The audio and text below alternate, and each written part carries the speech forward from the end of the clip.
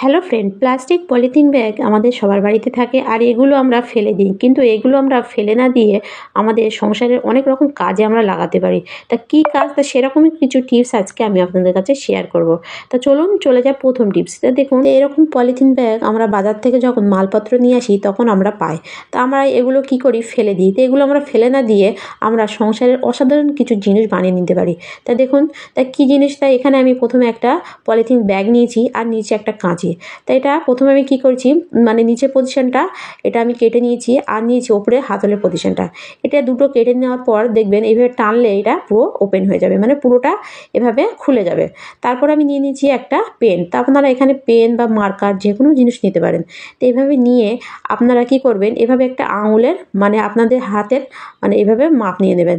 তো এইভাবে মাপে আমি দেখুন পেন দিয়ে মানে দাগ টেনে নিচ্ছি। তো এভাবে দাগ টানার পর আমি কি করব, আর একটু বড় করে দাগটা টানতে হবে যেন ছোট না হয়।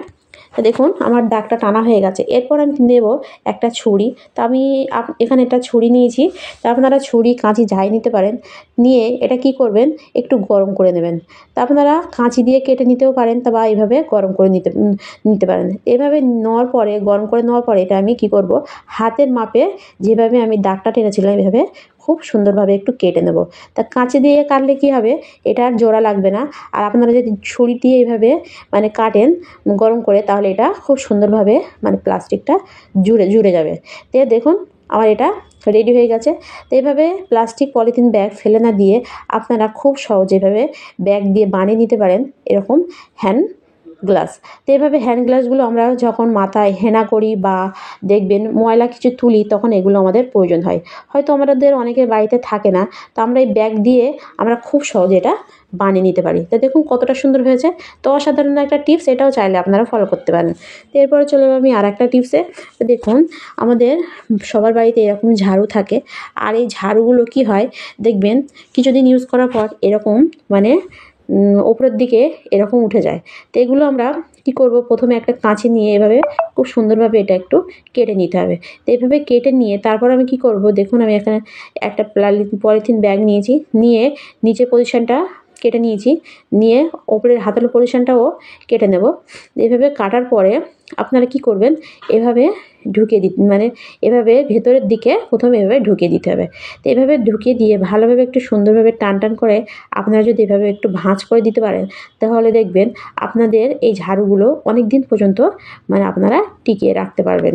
আর আপনারা যদি এভাবে না বেঁধে রাখেন, তাহলে দেখবেন এগুলো খুব তাড়াতাড়ি ঝাড়ুগুলো নষ্ট হয়ে যাবে।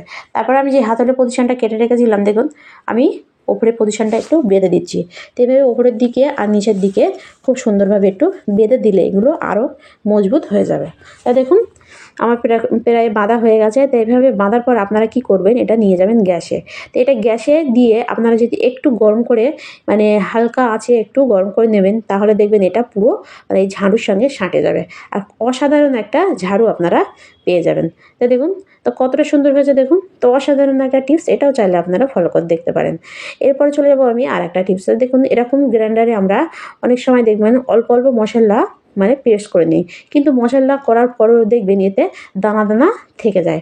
তো আমরা যদি এরকম একটা মানে পলিথিন প্লাস্টিক এভাবে জড়িয়ে তারপর আমরা যদি মশলাটা করি, তাহলে দেখবেন মশলাটা একদম মানে খুব সুন্দরভাবে নিমালিশ হয়ে যাবে।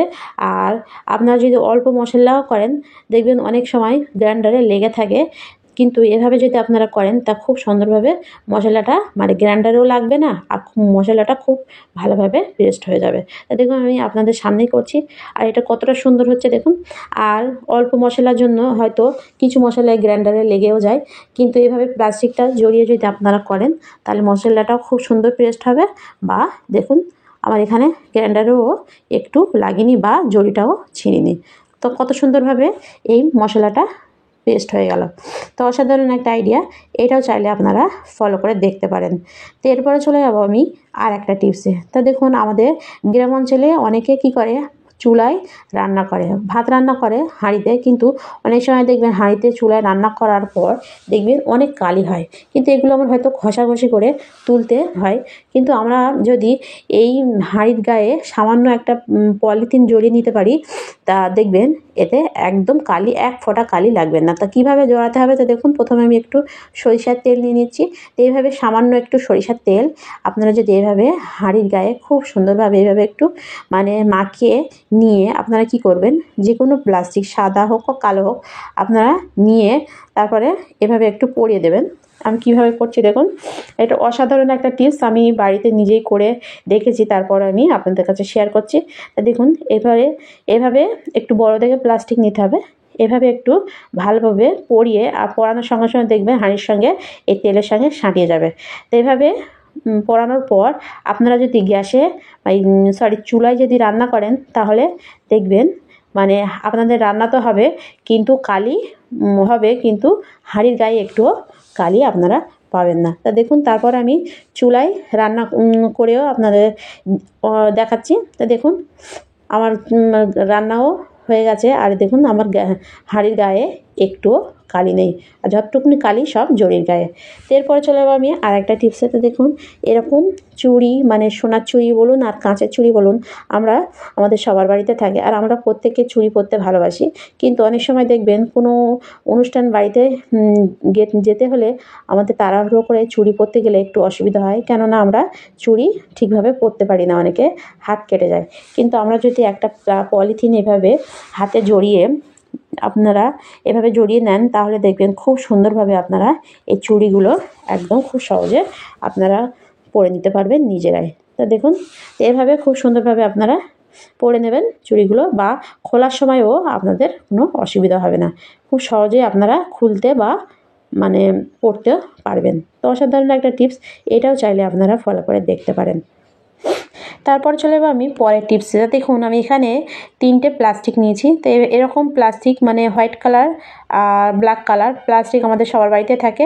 তো এখানে 3টে প্লাস্টিক নিয়ে আমি কি করছি দেখুন, প্রথমে নিচে একটা হোয়াইট কালারে দিয়েছি, তারপরে মাঝখানে ব্ল্যাক কালার, ওপরে হোয়াইট কালার। তো এভাবে আপনারা একটু ডিজাইন করে নিতে পারেন। নিয়ে আপনারা কি করবেন, নিয়ে নেবেন একটা কাঁচি, নিয়ে পিছনের সাইডটা এভাবে মানে 3টে প্লাস্টিকের ওপেন করে নিতে হবে। নিলে দেখবেন এই প্লাস্টিকটা একটু চওড়া হয়ে যাবে। তো এভাবে চওড়া করে নিয়ে তারপর আমি কি করব, তারপর আমি কাঁচি দিয়ে এভাবে একটু ঝুড়ি করে মানে চওড়া করে এভাবে কেটে নেব।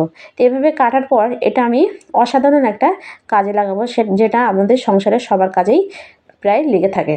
তো দেখুন আমার প্রায় কাটা হয়ে গেছে। এরপর আমি নিয়ে নেব একটা খুন্তি। তা খুন্তি আমাদের সবার বাড়িতেই থাকে। তা এটা যেহেতু একটু পাতলা মতন, সেই জন্য আমি এটা নেওয়া। তো এভাবে নিয়ে তারপর আমি কি করব দেখুন, এটা মানে খুন্তিতে ভালোভাবে প্লাস্টিকটা এভাবে গুটিয়ে দিতে হবে। তা গুটানোর পর আমি নিয়ে নেবো একটা গার্ডার। তো এভাবে একটা গার্ডার নিতে হবে। তা গার্ডারও আমাদের সবার বাড়িতে থাকে। তো এই গার্ডারটা নিয়ে একটু আমি এর গোড়ার দিকে এভাবে একটু মানে গিঁট বেঁধে দেবো, ভালোভাবে একটু গিঁট মানে এইভাবে একটু টাইট করে এখানে বেঁধে দেবো। তা বাঁধার পর এটা আমি কী কাজে লাগাবো, তাই এটা দেখুন তারপর আমি কী করছি দেখুন, এরপর আমি দেখুন এটা কতটা সুন্দর হয়েছে। এরপর আমি কি করব, সামান্য একটু জল নিয়ে আমি এর উপরে ছিটিয়ে দেবো। এভাবে ছেটানোর পর এটা আমরা কি কাজে লাগাবো, তা আমাদের অনেক বাড়িতে দেখবেন কাঠের যে মানে বক্স খাটগুলো হয়, বা ফ্রিজের কোলে বা শোকেসের কোলে দেখবেন অনেক সময় আমাদের হাত ঢোকাতে আমরা পারি না, বা যে কোনো কাপড় দিয়েও আমরা মুছতে পারি না।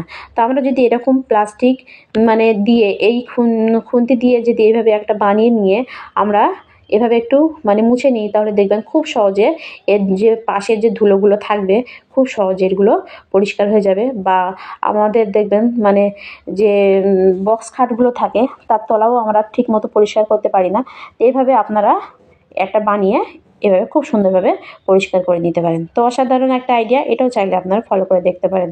তো এরপরে চলে যাবো আমি আর একটা টিপস। এটা দেখুন আমাদের সবার বাড়ি দেখবেন ঝাড় দেওয়ার পর এরকম অনেক ময়লা বার হয়, কিন্তু হয়তো আমাদের অনেকের মানে বেলচাগুলো হয়তো ভেঙে যায় বা বেলচা থাকে না।